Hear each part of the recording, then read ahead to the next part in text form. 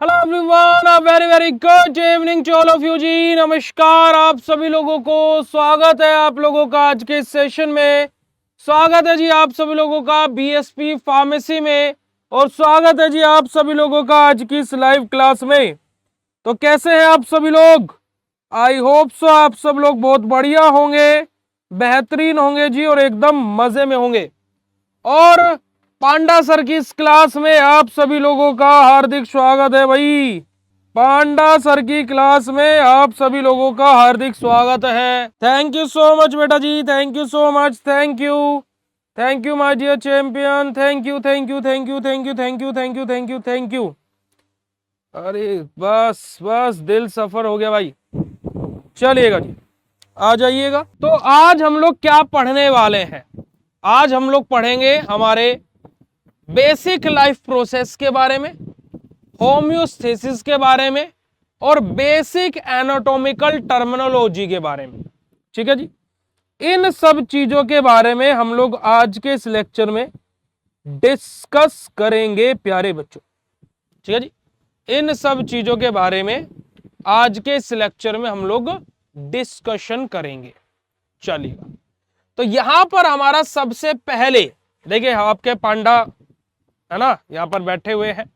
ठीक है, हमारी पांडा क्लास में आपका स्वागत है, और हमारा नाम है पांडा भैया, है ना, तो जिसे आप प्यार से पांडा भैया ही बुला सकते हो।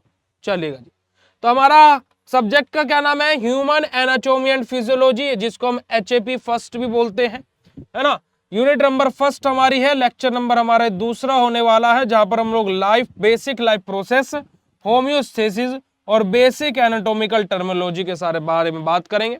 और ये यहाँ पर बाय मिस्टेक पुनीत सर लिखा गया है, नेक्स्ट क्लास में से हम लोग पांडा सर लिख करके लाया करेंगे। ठीक है जी, चलिएगा, तो स्टार्ट करते हैं आज के सेशन को। और अगर जो आप सभी लोग आज के इस सेशन के लिए रेडी हैं, तो फटाक से चैट सेशन में हार्ट वाला इमोजी भेज दीजिएगा।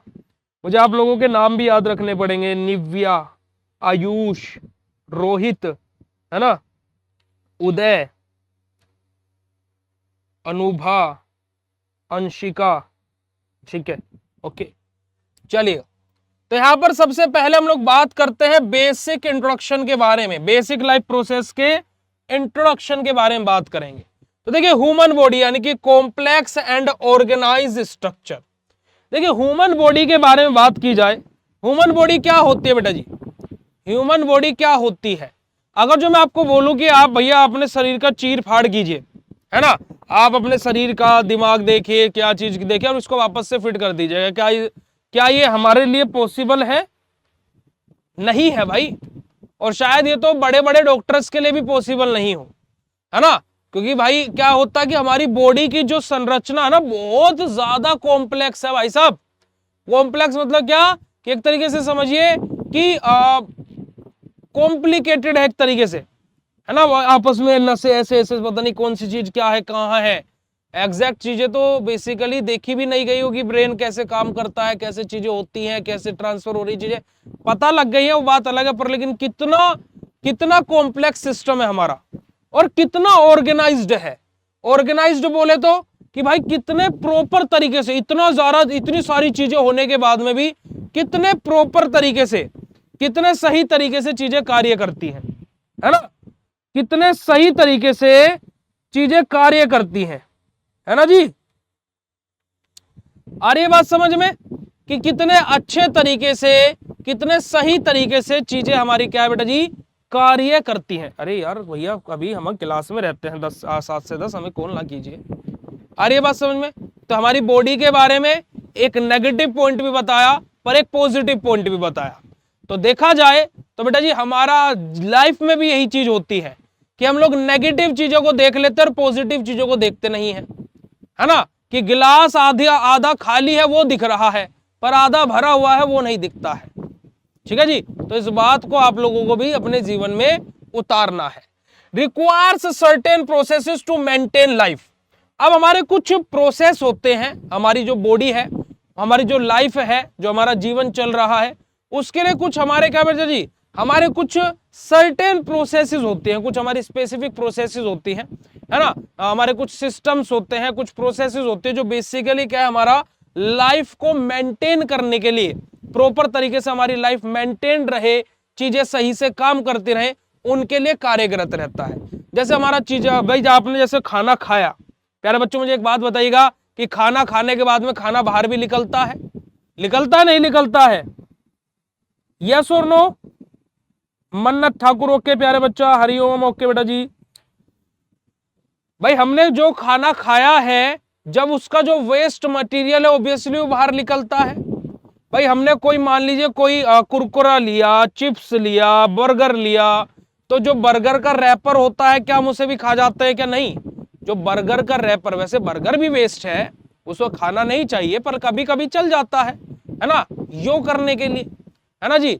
टुडे वी आर हियर, यो ऐसे करने के लिए चलता है, कोई दिक्कत वाली बात। हम भी कभी कभी खा लेते हैं, फिर भी हमारा पेट बर्गर जैसा है, वो उसमें हमें गम भी है, पर लेकिन क्या कर सकते हैं, ठीक है।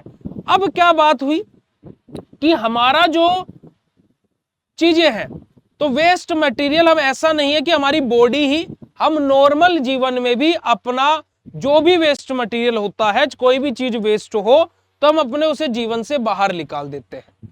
तो तुमने अभी तक उसे अपने जीवन से बाहर क्यों नहीं निकाला है जबकि वो वेस्ट है? निकाल दीजिए समय रहते हुए, क्योंकि क्यों निकाल दीजिए उसके पीछे का भी एग्जाम्पल बताते हैं। देखिएगा, अगर जो वेस्ट मटेरियल हम बाहर नहीं निकालेंगे तो उसमें क्या होगा, वो पड़ा पड़ा सड़ जाएगा, फर्मेंट होना स्टार्ट हो जाएगा, सड़ना शुरू हो जाएगा। और जब कोई चीज गंदी हो जाती है, सड़ना शुरू हो जाती है, तो उसमें से स्मेल आने लगती है, तरह तरह की गैस निकलने लगती है, और फिर वो हमारे सर में ही दर्द करती है।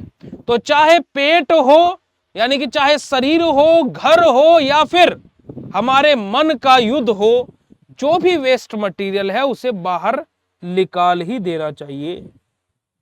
ठीक है जी, आ रही है बात समझ में? यस और नो? पीडीएफ नहीं शो हो रहा है?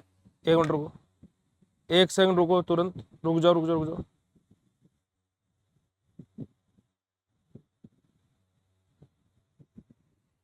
देखो तुम्हारे सामने कॉल कर दे भाई साहब, लगे तो।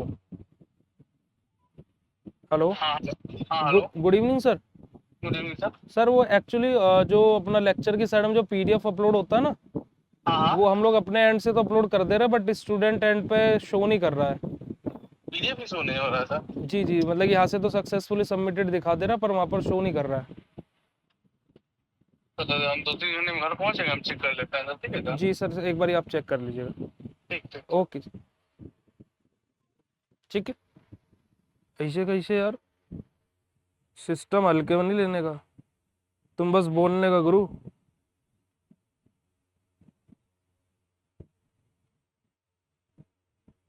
ठीक है,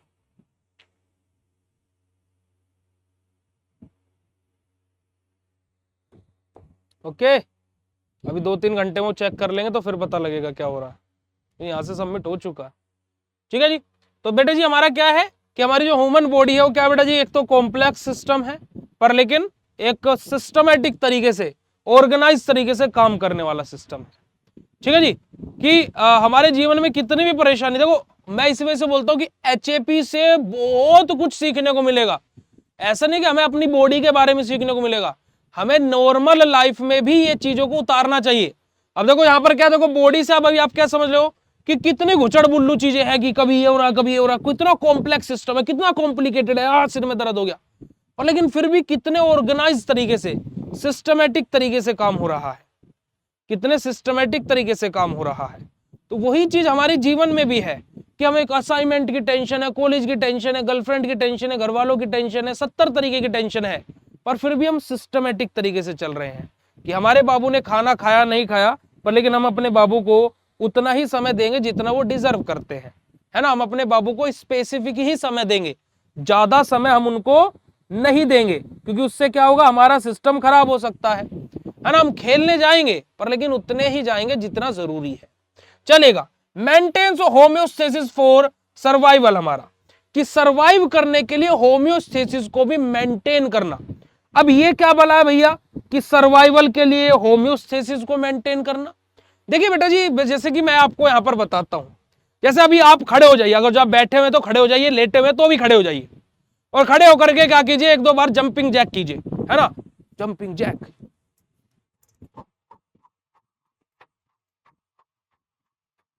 ठीक है, या फिर बहुत तेज से चिल्लाइए, जो आपके मम्मी पापा कमरे में भाग कर आ जाएगा, पता नहीं क्या हो गया, बहुत तेज चिल्लाइए।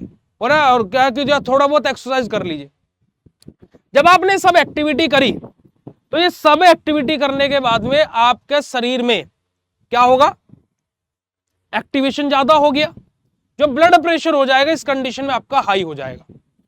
जैसे आपने क्या एक्सरसाइज करी और अब आप अपना ब्लड प्रेशर मेजर करवा रहे हो, डॉक्टर साहब जल्दी मेरा ब्लड प्रेशर देखो, आपका ब्लड प्रेशर बढ़ा हुआ मिलेगा। अब जब आपका ब्लड प्रेशर बढ़ा हुआ मिला, तो क्या आप उस कंडीशन में डॉक्टर को बोलो भाई साहब बीपी की दवाई दे दो, ब्लड प्रेशर हाई हो रहा है, दवाई दे दीजिए ताकि मेरा ब्लड प्रेशर लो हो जाए? ऐसा आप करेंगे क्या? करेंगे क्या? नहीं करेंगे भाई। आपने अपनी हार्ट बीट चेक कराई उसी टाइम पर, वो बढ़ी हुई निकली, तो भैया इसकी दवाई दे दो, देखो हमारा दिल विल में कुछ हो गया ना, हमारा इंश्योरेंस भी नहीं है भाई, क्या कर सकते हैं हम? उस कंडीशन में कुछ नहीं करेंगे। क्या करेंगे? रेस्ट करेंगे। हमारी बॉडी का जो ब्लड प्रेशर है, जो हार्ट बीट है, जो हाई हुई थी, बॉडी उसको वापस से खुद ही नॉर्मल कर लेगी। है ऐसा ही? बिल्कुल है। ठीक है, तो यही बात हमारा क्या है बेटा जी, हमारा होम्योस्टेसिस होता है। कि हमारा क्या बेटा जी, हमारा जो होम्योस्टेसिस है वो एक बहुत इंपॉर्टेंट टर्म है। इसी वजह से देखिए, हम तो मेडिकल फील्ड में जुड़ चुके हैं और आप लोग अभी जुड़ रहे हैं, तो एक बात का ध्यान में रखिएगा बेटा जी, कि कभी भी दवाइयों पर निर्भर नहीं रहना। अब आप बोलोगे भैया बहुत बड़ी बात बोल रहे हो आप, ये मैं अभी आपको यही बात बोल रहा हूं कि हम दवाइयां बनाएंगे और हम दवाइयों को बेचेंगे भी, पर लेकिन हम अपने घर वालों को यह बात सिखाएंगे कि भाई ज्यादा दवाई लेनी नहीं चाहिए। देखो कितनी बड़ी बात है, कितनी बड़ी बात है कि हम लोगों को दवाइयां ज्यादा खानी नहीं चाहिए, क्योंकि बेटा जी हर एक दवाई का कुछ ना कुछ साइड इफेक्ट जरूर होता है। आई बात समझ में? ये ज्ञान की बात है, मेरी ज्ञान की बात लिखते भी रहोगे तो तुम्हारी एक किताब भी लॉन्च हो सकती है इस तरीके की। ठीक है, चलिएगा, बात करते हैं anatomical terminology help in clear communication. हमारा कि हम लोग क्लियर कम्युनिकेशन कर सके, इन सब चीजों में भी हमारा एनाटॉमिकल टर्मिनोलॉजी हम लोगों की सहायता करती है। यहां पर अगर जो आप लोग देखोगे बेसिक लाइफ प्रोसेस में, तो हमारा क्या बेटा जी, हमारा न्यूट्रिशन हमारे आ जाएंगे, मेटाबॉलिज्म आ जाएगा, रिप्रोडक्शन हमारा आ जाएगा, है ना, हमारा एक्सक्रीशन आ जाएगा, रेस्पिरेशन आ जाएगा। ये अलग अलग हमारी प्रोसेस है। अब जैसे फॉर एग्जांपल मैं आपकी सांस रोक दूं, है ना भाई, ऑक्सीजन अंदर जाती है, CO2 बाहर आती है। अब ये प्रोसेस में आपकी रोक दूं, क्या लाइफ चल सकती है क्या? बताइएगा, नहीं चल सकते ना। अगर जो हम क्या करते हैं, रिप्रोडक्शन जो सेक्सुअल एक्टिविटी होती है मेल एंड फीमेल के बीच में, अगर जो मेल एंड फीमेल एक दूसरे के कांटेक्ट में आए ही ना, हम रिप्रोडक्शन बंद ही कर दें मेल का फीमेल का, क्या मानव जीवन आगे चल सकता है क्या? नहीं चल सकता भाई।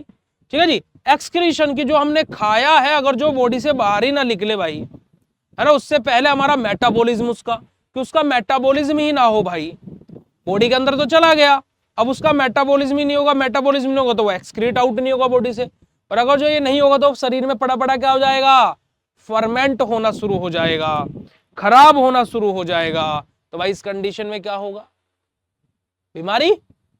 तो हर प्रोसेस इंडिविजुअली बहुत ज्यादा इंपॉर्टेंट है, और ये सारे के सारे प्रोसेस हमारे क्या बेटा जी, बेसिक लाइफ प्रोसेस की, हमारा जो जीवन है, जो हमारी लाइफ है, उसको जीने के लिए जो हमारे बेसिक से जो प्रोसेस चल रहे हैं, उन्हीं को हम लोग बेसिक लाइफ प्रोसेस बोलते हैं।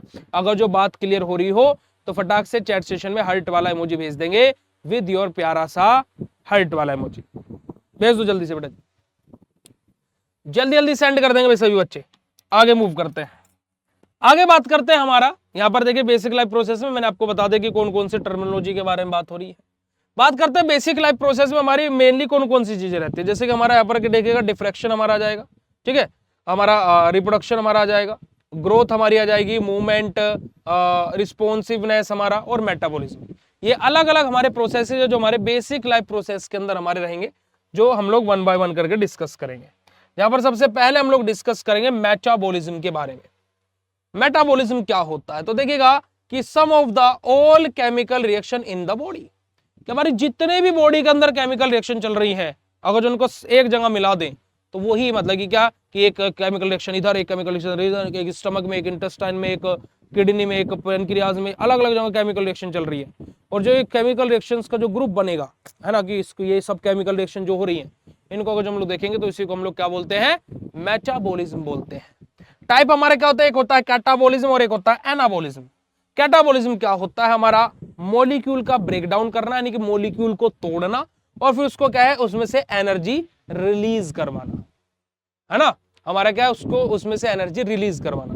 जैसे फॉर एग्जांपल आपने क्या किया कि आपने कैसे, कौन सा एग्जांपल आपको बताए जो कोई चीज तोड़ करके उसमें से कुछ अंदर से निकलता हो। हाँ हाँ हाँ, अरे यार टूट करके किसके अंदर से क्या निकलता है। जैसे फॉर एग्जांपल ऐसे समझिए कि आपने कोई चॉकलेट ली है जिसको आपने बीच में से तोड़ा और उसके अंदर से लिक्विड चॉकलेट बाहर आ रही है, ठीक है। आपने उसको बीच में से तोड़ा और उसके अंदर से लिक्विड चॉकलेट बाहर आ रही है, तो वो होता है हमारा कैटाबॉलिज्म, ठीक है। उसमें हमारी क्या होगी बेटा जी, वहां से जैसे एनर्जी रिलीज होगी। जैसे मान लीजिए आपने क्या किया कि इसको ऐसे समझिए, होता है ना अलादीन का चिराग, देखा आप लोगों ने, सभी ने देखा होगा यार अलादीन का चिराग, कभी ना कभी चाहे बचपन में देखा हो। तो अलादीन का जो चिराग है उसको घिसने पर जो हमारा क्या उसमें से जिंद बाहर आता है, जिनी जो बाहर आता है, वो होता है कैटाबॉलिज्म। उसमें से एनर्जी रिलीज हो रही है, बाहर निकल रही है, ठीक है। अब एनाबॉलिज्म हमारा क्या होता है, बिल्डिंग ऑफ कॉम्प्लेक्स मॉलिक्यूल, यानी कि एनर्जी कंज्यूम्ड, कि अब उस चिराग में से हमने जो जिनी बाहर निकाला है तो निकालने के लिए हमने उसे घिसा भी होगा, यानी कि वहां पर हमारी कुछ एनर्जी लगी भी होगी। तो जो एनर्जी हमारी कंज्यूम्ड हुई है वो हमारा क्या होता है, एनाबॉलिज्म। यानी कि घिसना वो हमारा क्या है, एनर्जी हमारी जो कंज्यूम हो रही है वो हमारा क्या है, एनाबॉलिज्म होता है। और जो एनर्जी का रिलीज होना वो हमारा क्या होता है, कैटाबॉलिज्म होता है।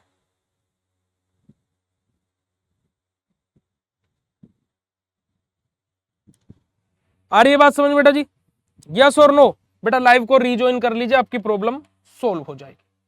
चलिएगा आगे बात करते हैं बेटा जी हमारा रिस्पॉन्सिवनेस के बारे में।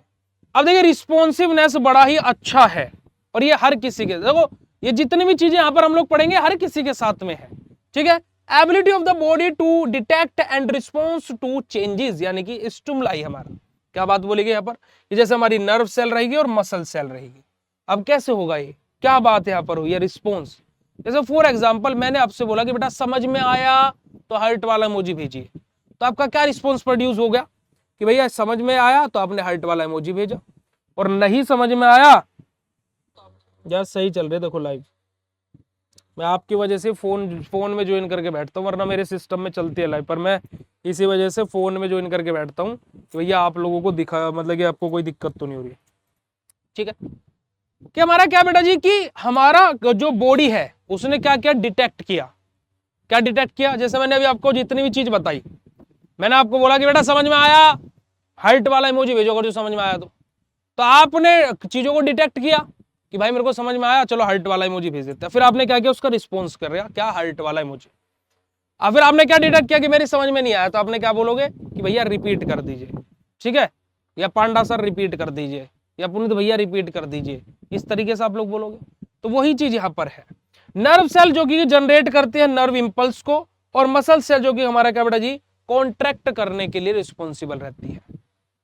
अब जैसे इसको सबसे बेस्ट एग्जांपल इसका क्या है कि भाई जैसे आपका किसके लिए क्या रिस्पॉन्स है, जैसे को अभी आपसे हम नॉर्मली बात कर रहे हैं तो आप हमसे अच्छे से बात कर रहे हैं, भाई कोई हमसे थप्पड़ मार करके बात करेगा तो हम ऑब्वियसली उससे वैसे ही बात करेंगे।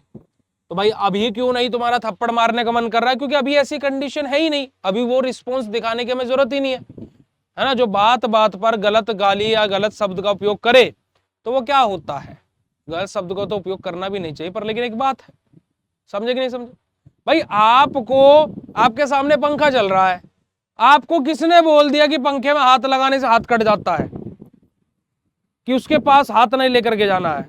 क्यों आपका रिस्पॉन्स ऐसा है कि उसके पास हाथ नहीं लेकर के जाना, हम तो लेकर के जाएंगे, हम तो पंखे को ऐसे रोक देंगे हाथ से ही। पर लेकिन क्या है बेटा जी, हमारे क्या है, सब हमारी क्या है चीज है, जैसे कोई गर्म चीज है, जैसे कोई गर्म तवा है, आपका हल्का सा उस पर हाथ टच हो गया तो ऐसे कैसे हो जाता है कि एकदम पीछे हटा लिया, तो रिस्पॉन्स प्रोड्यूस हो गया, क्योंकि यहाँ से सिग्नल गया अरे क्या कर रहा है राजू, गर्म चीज है, जल जाएगा, ठीक है, कष्ट होगा, एकदम हटा लिया। समझे कि नहीं समझे? ऐसे ही जब वो तुम्हारे जीवन में आएगा या आएगी, तुम्हारा ब्रेन तुम्हें जरूर बोलेगा कि मत कर, छोड़ दे, छोड़ दे, छोड़ दे, छोड़ दे, एक बार जरूर बोलेगा। पर लेकिन अगर जो तुम नहीं सुनोगे उसकी, तो फिर क्या कर सकता है वो भी बेचारा क्या कर सकता है। समझे प्यारे बच्चों बात? तो फटाक से हर्ट वाला इमोजी भेज दीजिएगा।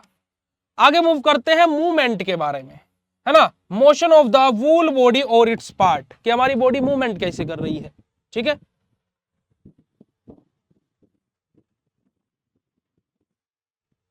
देखो ये अभी भी देखो ये अभी भी लड़कियों की तरफ ही देख रहा है, क्या होगा इस दुनिया का, बताओ, ठीक है।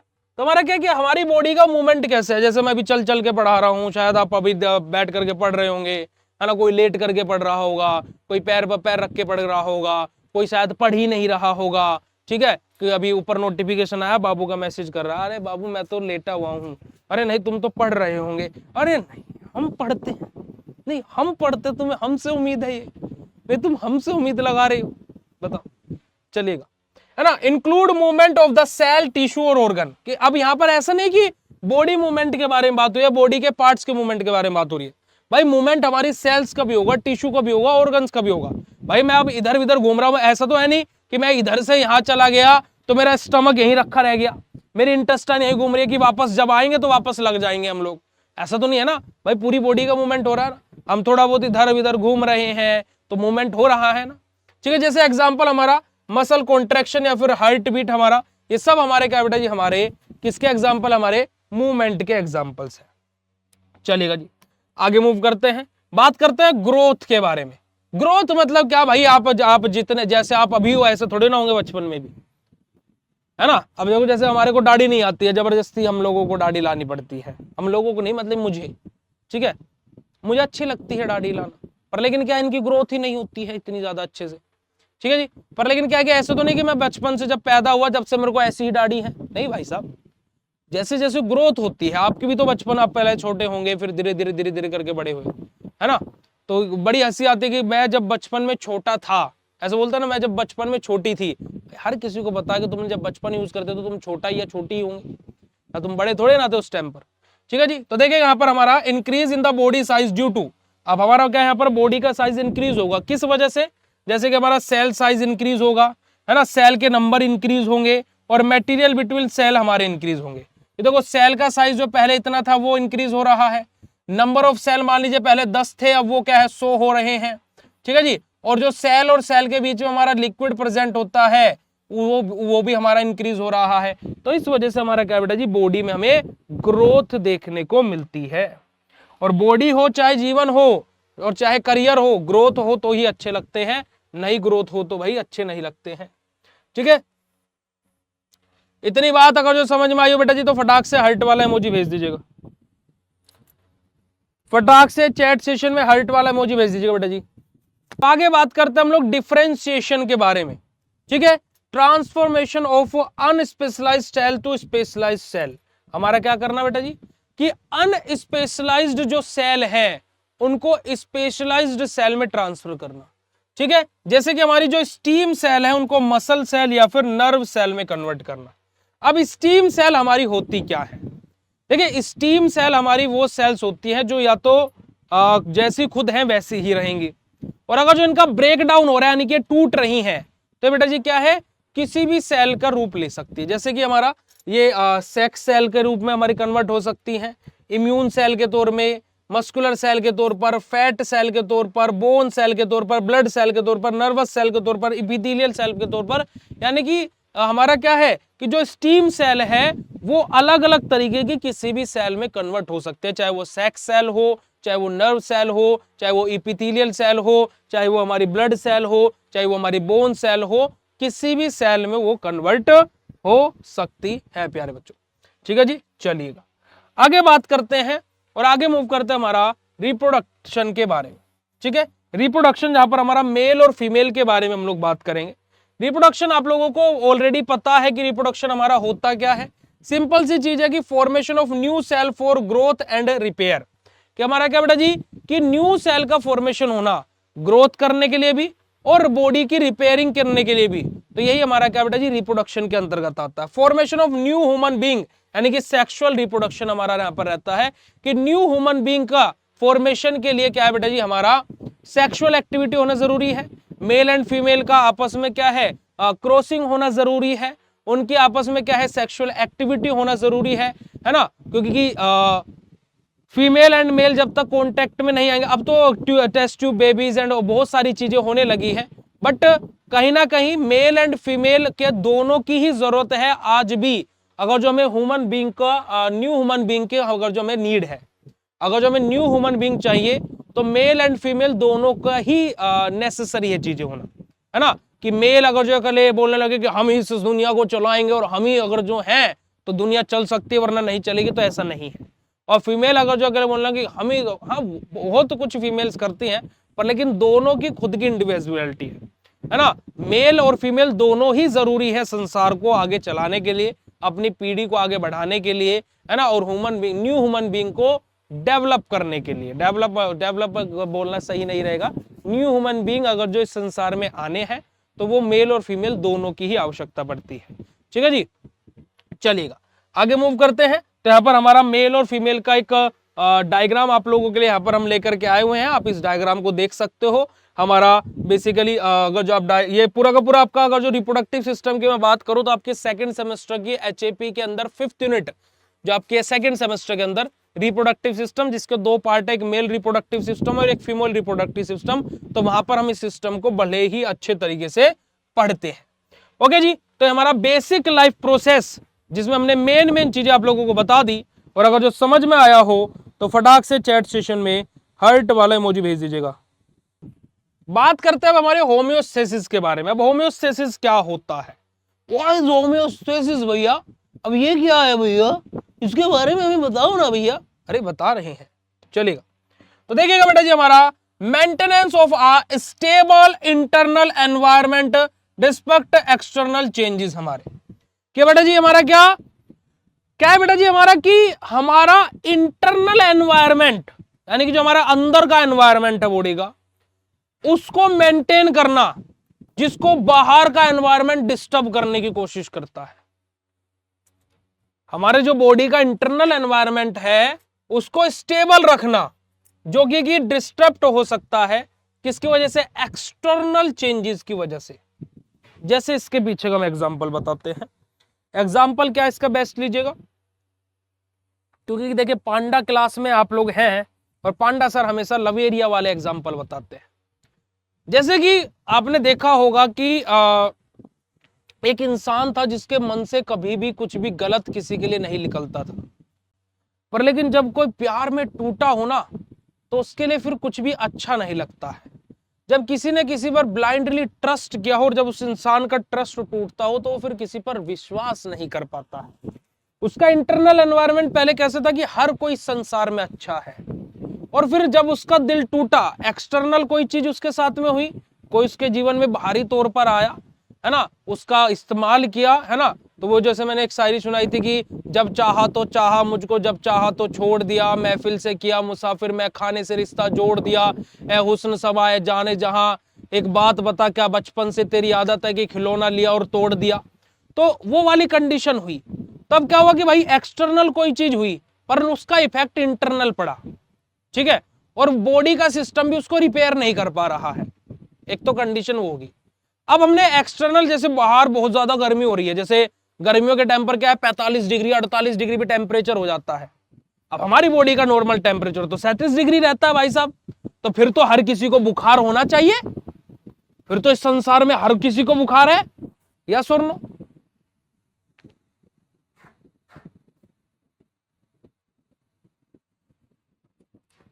ठीक है जी, तो क्या है बेटा जी, तो फिर तो हमारी बॉडी का टेम्परेचर 47-48 डिग्री होना चाहिए, है ना, लिमिट क्रॉस, मर गए, ऐसा होना चाहिए। पर लेकिन एक्सटर्नल जो एनवायरनमेंट है, जो एक्सटर्नल चेंजेस हैं, उनकी वजह से इंटरनल कुछ भी नहीं हो रहा है। वही काम होम्योस्टेसिस का होता है। यानी कि एक तरीके से क्या है ये क्या है, होम्योस्टेसिस हमारा वो है जो बॉडी के सिस्टम्स को मेंटेन करके रखता है। भाई साहब बढ़िया, बहुत अच्छे, ऐसे लगे रहो, है ना, लगे रहो मुन्ना भाई, लगे रहो। ठीक है, ठीक है। जैसे अभी मैंने आपको हार्ट रेट का एग्जांपल बताया था, सॉरी हार्ट बीट का, मैंने आप लोगों को अभी ब्लड प्रेशर का एग्जांपल बताया था। तो ये सब क्या है बेटा जी, हमारे होम्योस्टेसिस तो मेंटेन कर रहा है। हमने उसके लिए कोई दवाई नहीं ली, कोई ट्रीटमेंट नहीं लिया और फिर भी नॉर्मल हो गया, है ना। जैसे कभी कभी हमें ऐसे लगता है कि हमारी हमें फीवर महसूस हो रहा है ना, बुखार बुखार टाइप का लग रहा है, हम दवाई ले लेते हैं पर लेकिन उसकी नीड नहीं रहती है। हर कंडीशन में दवाई लेना भी सही नहीं है, जैसे मैंने आपको बोला। तो हमने क्या किया भैया, हम सो गए कुछ देर के लिए, रेस्ट कर लिया, बॉडी शायद टायर हो गई हो, बहुत ज्यादा थक गई हो, उस वजह से ऐसा हो रहा हो। अब क्या हुआ कि भैया हमने ठीक कर लिया, फिर वो जब उठे तो फ्रेश उठे, अब बुखार ठीक है। समझे कि नहीं समझे प्यारे बच्चों? चलिएगा, essential for survival of cell, कि हमारे सेल्स के सर्वाइवल के लिए हमारा होम्योस्टेसिस असेंशियल है, यानी कि जरूरी है। ठीक है, ये कंट्रोल किसके द्वारा होता है? नर्वस सिस्टम के द्वारा और एंडोक्राइन सिस्टम के द्वारा। नर्वस सिस्टम जहां पर हमारा ब्रेन, स्पाइनल कोड, हमारी नर्व्स, ये सारी की सारी चीजें आ जाती हैं। और ब्रेन तो भाई हमारा सीपीयू है ना, बिना सीपीयू के कंप्यूटर का क्या करोगे। ठीक है जी। और एंडोक्राइन सिस्टम जहां से हमारे हॉर्मोन्स रिलीज होते हैं, जहां से हमारे हॉर्मोन्स रिलीज होते हैं। जैसे लव के लिए कौन सा हार्मोन था, जब लव एरिया हो रहा था कौन सा हार्मोन था?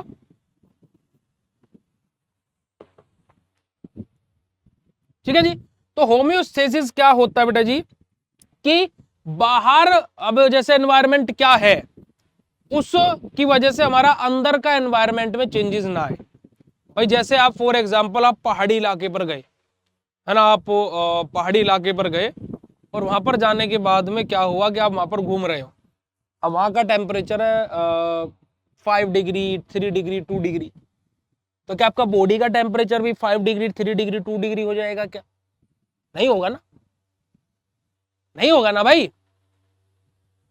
तो वही चीज है कि जो हमारा एक्स्ट्रा, जैसे अभी आप अपने, जैसे फॉर एग्जांपल यार इससे ऐसे समझो कि आप अपने रूम पर बैठे हुए हो, ठीक है, आप अपने रूम पर बैठे हुए, तो आपके बाहर आपके एनवायरनमेंट अभी क्या चल रहा है, उसकी वजह से आपके इंटरनल बॉडी ऑर्गन पर कोई इफेक्ट नहीं प्रोड्यूस हो रहा है। क्यों नहीं हो रहा है? क्योंकि वो अंदर होम्योस्टेसिस बैठा है, वो प्रॉपर काम कर रहा है। बस इतनी सी बात है और कुछ नहीं है।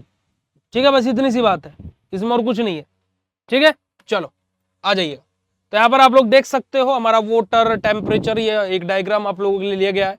जैसे हमारा बॉडी का टेम्परेचर 37 डिग्री है, ठीक है जी। बाहर का टेम्परेचर कम हो रहा है, ज्यादा हो रहा है, हमारी बॉडी का 37 ही रहेगा अगर हम नॉर्मल है। बीमार है वो बात अलग है, पर हमारी बॉडी का होम्योस्टेसिस क्या बोलेगा, भाई हम तो 37 डिग्री ही टेम्परेचर रखेंगे। अब आप इस टेम्परेचर को कम कर लीजिए, आप इस टेम्परेचर को ज्यादा कर लीजिए, है ना। हम तो भैया 37 डिग्री ही टेम्परेचर रखेंगे, आप इस टेम्परेचर को बढ़ाओ और या फिर आप इस टेम्परेचर को घटाओ, हमें इस बात से कोई मतलब नहीं है। हमारा टेम्परेचर इंटरनल वाला 37 डिग्री ही रहेगा, है ना। ब्लड प्रेशर की, वाटर लेवल की बॉडी के अंदर बात करें तो वो क्या 70% वाटर होता है। अब भाई बाहर से आप ज्यादा पानी पी लें, है ना, भाई जैसे फॉर एग्जाम्पल मैं अभी पानी पी रहा हूँ, है ना, मैं अभी खड़ा खड़ा था 8-10 बोतल पी जाऊं तो बॉडी उसको नहीं बोलेगी, बॉडी उसको एक्सक्रीट आउट करा देगी, क्योंकि होम्योस्टेसिस अंदर काम कर रहा है कि भाई मेरे को 70% रखना, तू तो 170 करने की ताक में है, पागल हो गया क्या? ठीक है, चलेगा, आ जाइएगा, आगे मूव करते हैं, है ना। कंपोनेंट्स ऑफ होम्योस्टेसिस के बारे में बात करेंगे। तो कंपोनेंट्स हमारे क्या होते हैं बेटा जी, हमारे स्टिमुलस हमारे रहते हैं, रिसेप्टर हमारे यहाँ पर आ जाएंगे, कंट्रोल सेंटर हमारे आ जाएंगे और इफेक्टर हमारे यहाँ पर आ जाएंगे। जैसे कि स्टिमुलस हमारे क्या है, प्रोड्यूसेस चेंजेस, हमारे जो भी चेंजेस हो रहे हैं उनको प्रोड्यूस करना, ठीक है। हमारे रिसेप्टर क्या करता है बेटा जी, डिटेक्ट चेंजेस हमारे कि प्रोड्यूस चेंजेस प्रोड्यूस हो रहा है किसकी वजह से, स्टिमुलस की वजह से। रिसेप्टर क्या कर रहे हैं कि क्या चेंज प्रोड्यूस हुए हैं, है ना, उनको डिटेक्ट करना। जैसे फॉर एग्जांपल अभी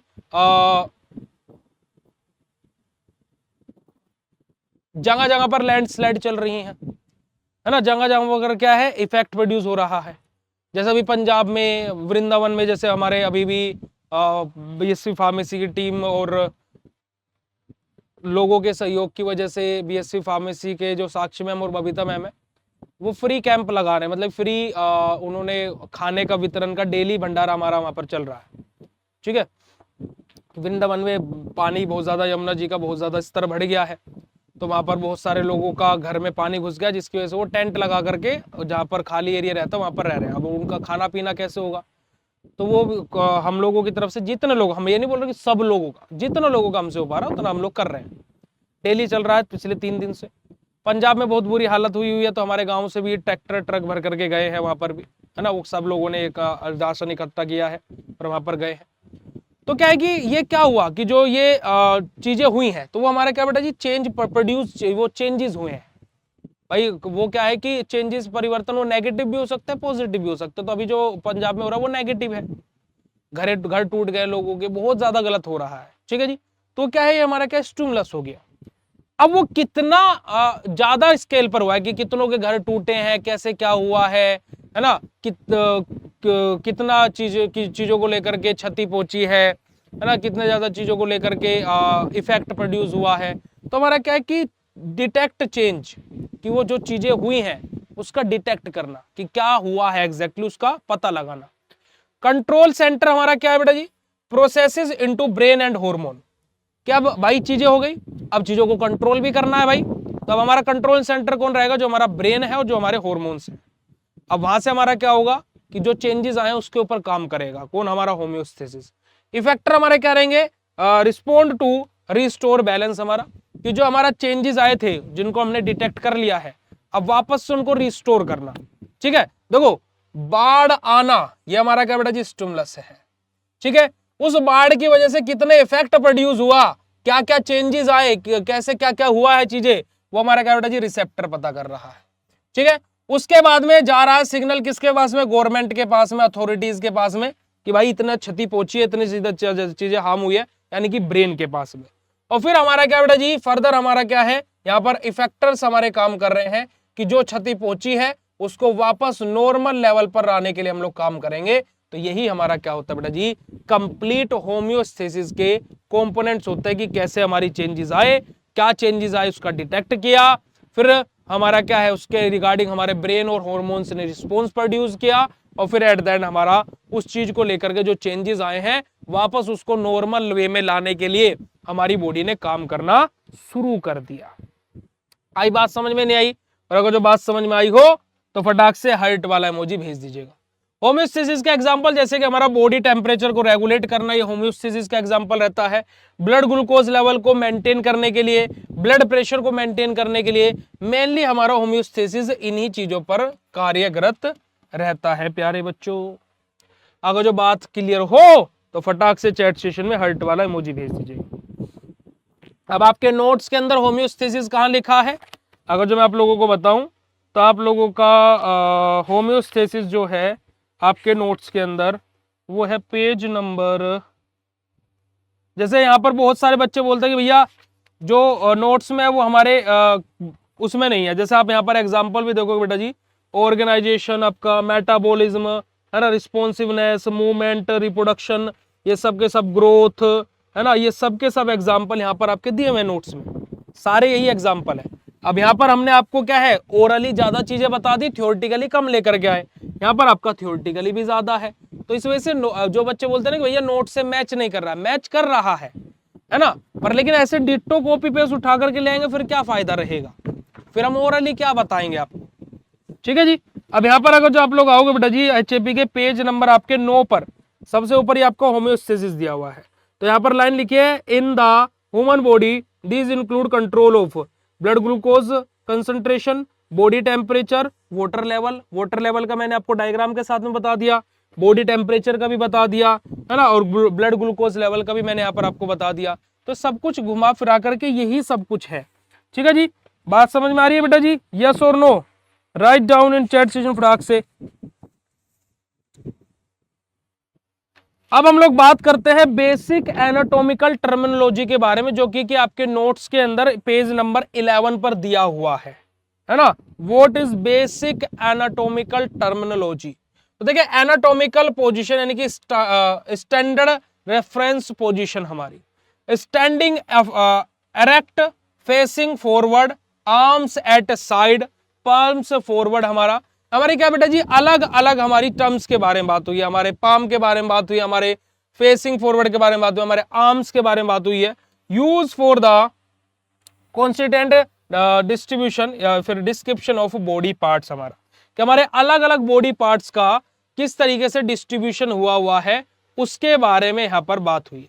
जस्ट अ सेकंड देखिएगा जरा, जैसे एनाटॉमिकल प्लेन्स के बारे में बात करते हैं। जैसे हमारा क्या बेटा जी यहाँ पर सिंपल सा हमारा क्या, जैसे बॉडी को राइट और लेफ्ट हम लोग दो पार्ट में डिवाइड करते हैं, डिवाइड से इनटू लेफ्ट एंड राइट, ठीक है। अब हम इसको क्या बोलते हैं बेटा जी, हमारा सैगिटल प्लेन बोलते हैं, क्योंकि हमारा बॉडी को दो इक्वल पार्ट में डिवाइड कर देना, लेफ्ट रिंग और राइट, ठीक है। जैसे मैंने इसको लेफ्ट और ये हमारा राइट, इस तरीके से।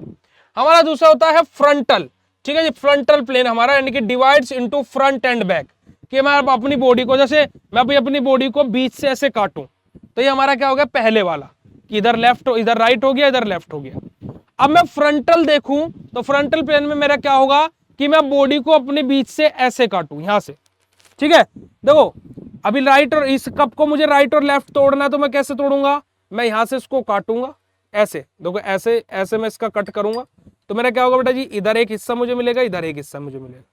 अब मुझे फ्रंट और बैक के लिए मुझे चाहिए तो मैं ऐसे काटूंगा, अब ऐसे कट करूंगा तो ये आगे वाला हिस्सा फ्रंट वाला आपको मिल जाएगा और बैक वाला मुझे मिल जाएगा, ठीक है। तो हमारा सेकंड है फ्रंटल प्लेन हमारा, ठीक है। थर्ड नंबर पर हमारा जाता है divides into upper and lower, कि अपर बॉडी और लोअर बॉडी, ठीक है। जैसे हमारा ये इस वाले हिस्से से ऊपर हमारा क्या अपर बॉडी हो गई और नीचे उसके हमारी क्या होगी, लोअर बॉडी होगी, ठीक है जी। तो हमारा क्या होगा बेटा जी, हमारा ये तीन तरीके का हमारा एनाटॉमिकल प्लेन्स हमारे होते हैं, ठीक है, जिसमें एक में हम लोग क्या है लेफ्ट राइट डिवीजन करते हैं, एक में हम लोग फ्रंट बैक डिवीजन करते हैं, और एक में हम लोग अपर एंड लोअर बॉडी हमारा डिवीजन करते हैं। क्लियर है प्यारे बच्चों बात, यस और नो? चलेगा, आगे बात करते हैं हमारा हाँ अलग अलग डायरेक्शनल टर्म्स के बारे में बात करेंगे। जैसे हमारा सुपीरियर और इंफीरियर का मतलब क्या होता है, इन शब्द को याद रखिएगा। आपका जब हम कार्डियोवास्कुलर सिस्टम पढ़ेंगे तो वहां पर हमारा सुपीरियर वेना कावा और इंफीरियर वेना कावा आएगा, तो वहां पर मैं आपसे ये चीज पूछूंगा, सुपीरियर और इंफीरियर का मतलब क्या होता है। सुपीरियर मतलब रहता है अबाव और इंफीरियर मतलब रहता है बिलो। जैसे हमारा क्या बेटा जी, हमारा ये अलग अलग टर्म्स है। जैसे फ्रंट और बैक के लिए हम लोग क्या यूज करेंगे, हमारा पोस्टीरियर और एंटीरियर, ठीक है, एंटीरियर और पोस्टीरियर। एंटीरियर किसके लिए होता है बेटा जी, फ्रंट के लिए, और पोस्टीरियर होता है बैक के लिए। सुपीरियर हमारा किसके लिए था बेटा जी, अबाव, और इंफीरियर किसके लिए था, बिलो के लिए। ऐसे हमारा एंटीरियर हमारा किसके लिए, फ्रंट के लिए, और पोस्टीरियर हमारा किसके लिए बेटा जी, बैक के लिए। हमारा क्या है मेडल, और हमारा क्या है लेटरल। हमारा मेडल हमारा टूवर्ड मिड लाइन, और हमारा क्या बेटा जी लेटरल हमारा क्या होता है, अवे फ्रॉम मिड लाइन।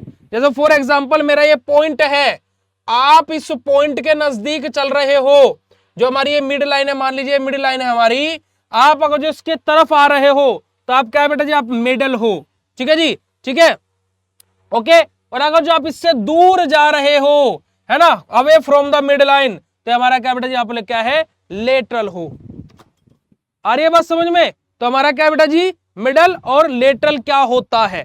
आगे बात करते हैं हमारा नेक्स्ट, हमारा कि हमारा क्या है, नियर और फर्दर फ्रॉम द ऑर्गन, या फिर हमारा क्या है, ऑर्गन से दूर जाना और ऑर्गन के नियर आना, इसके लिए टर्म्स हमारी यूज हो रही है। और लास्ट हमारा क्या बेटा जी, हमारा सुपरफिशियल और डीप, हमारा यानी कि सरफेस और इंटरनल। एक होता है सरफेस, यानी कि जैसे मेरा एक कप है तो मैं इसकी सरफेस पर ऊपर ऊपर में चला जाऊं तो मेरा क्या होगा बेटा जी, हमारा बेसिकली हमारा क्या होगा, सुपरफिशियल हमारा होगा। और अगर जो मैं इसके अंदर चला जाऊं तो मेरा क्या होगा बेटा जी, इंटरनल होगा, यानी कि डीप होगा। इसको आप ऐसे समझिए, जैसे नाव क्या चलती है on the surface of river T, या फिर हमारा सी, समुद्र के सरफेस पर चलती है। और अगर जो जो तैराक रहते हैं, जो मछलियां रहती है, वो कहां रहती है, डीप, यानी कि internal part of the river और सी रहती है। तो ये हमारे क्या बेटा जी, डिफरेंट डिफरेंट टर्म्स हैं जो यहां पर हम लोगों ने आपको बताए। हमारा superior, imperial, anterior, posterior, middle, lateral, हमारा प्रोक्सिमल, और हमारा डिस्टल, हमारा और हमारा सुपरफिशियल, और हमारा डीप।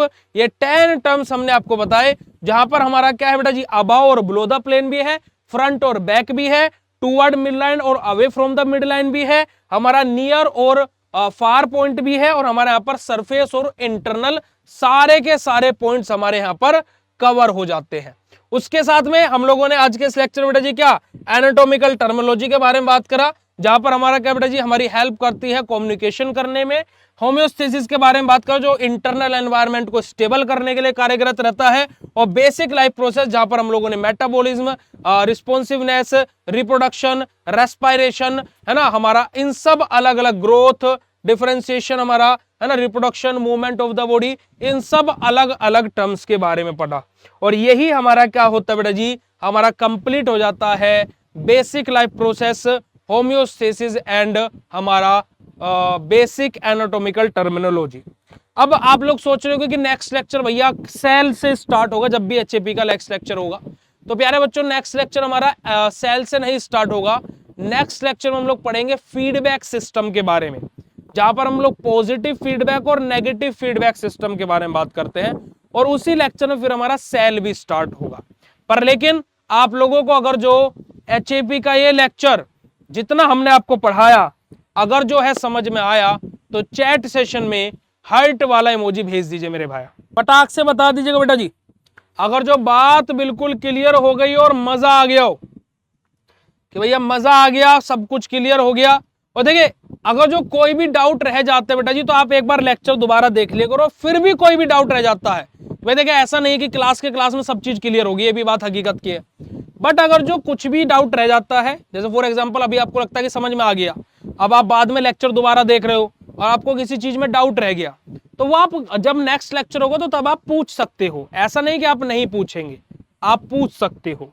ठीक है भैया, शायरी हो सुना दीजिए। अच्छा, शायरी सुनोगे? चलो आज रिश्ते के ऊपर शायरी बोलते हैं, रिश्ते के ऊपर शायरी बोले आज। चलो सुनिएगा जरा। देखिए, हमारे जीवन में दो फेजेस होते हैं, एक दुख होता है, एक सुख होता है। ठीक है, वो हर किसी के जीवन में होता है। आप ये सोचते होंगे कि अंबानी जी के जीवन में कोई दुख नहीं है, शायद उनके जीवन में सबसे ज्यादा दुख हो और उनसे ज्यादा सुखी भी कोई ना हो। ठीक है, ठीक है जी। अब यहां पर बात आ जाती है कि हमारे साथ कौन है, तो उसके लिए दो लाइनें हैं, और अगर जो आप रिलेट कर पाओ तो चैट सेशन में वाह वाह जरूर बोलिएगा।